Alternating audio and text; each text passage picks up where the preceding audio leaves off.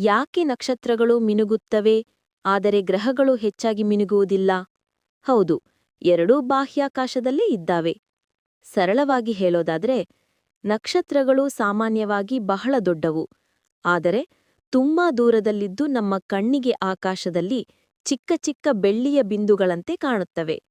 ಆದರೆ ಗ್ರಹಗಳು ಹತ್ತಿರವಾಗಿರುವುದರಿಂದ ಅವು ಚಿಕ್ಕ ಚಿಕ್ಕ ಚಕ್ರಗಳ ಡಿಸ್ಕ್ ಹಾಗೆ ಕಾಣುತ್ತವೆ.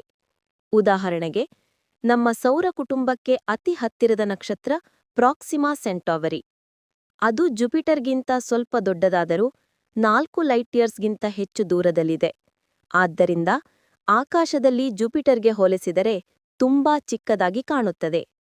ನಕ್ಷತ್ರಗಳು ಕಣ್ಣಿಗೆ ಬಿಂದುವಾಗಿ ಕಾಣುವುದರಿಂದ ಅವುಗಳ ಬೆಳಕು ನಮ್ಮ ವಾತಾವರಣದ ಅಸ್ಥಿರತೆ ಟರ್ಬ್ಯುಲೆನ್ಸ್ನಿಂದ ಹೆಚ್ಚು ಪ್ರಭಾವಿತವಾಗುತ್ತದೆ. ಗಾಳಿ, ತಾಪಮಾನ ವ್ಯತ್ಯಾಸ, ಉಲಿಕ್ಕಾಟ ಇವು ಬೆಳಕಿನ ಹಾದಿಯನ್ನು ಸ್ವಲ್ಪ ಅಲ್ಲಾಡಿಸುತ್ತವೆ. ಅದಕ್ಕೆ ನಕ್ಷತ್ರ ಮಿನುಗುವಂತೆ ಕಾಣುತ್ತದೆ.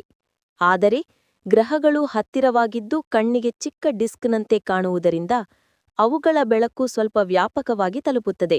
ಹೀಗಾಗಿ ವಾತಾವರಣದ ಅಲ್ಲಿಕ್ಕಾಟದ ಪರಿಣಾಮ ಸರಾಸರಿಯಾಗಿ ತಣ್ಣಗಾಗುತ್ತದೆ ಮತ್ತು ಗ್ರಹಗಳು ಸ್ಥಿರವಾಗಿಯೇ ಕಾಣುತ್ತವೆ. ಹೌದು, ಹವಾಮಾನ ತುಂಬ ಕೆಟ್ಟಿದ್ರೆ ಅಥವಾ ಗ್ರಹ ದಿಕ್ಕುಗೋಡಿನ ಹತ್ತಿರ ಇರುವಾಗ ಸ್ವಲ್ಪ ಮಿನುಗುವಂತೆ ಕಾಣಬಹುದು. ಹೀಗಾಗಿ ಬಿಂದುವಾಗಿ ಕಾಣುವ ನಕ್ಷತ್ರಗಳು ಹೆಚ್ಚಾಗಿ ಮಿನುಗುತ್ತವೆ, ಡಿಸ್ಕ್ನಂತೆ ಕಾಣುವ ಗ್ರಹಗಳು ಸಾಮಾನ್ಯವಾಗಿ ಸ್ಥಿರವಾಗಿ ಕಾಣುತ್ತವೆ.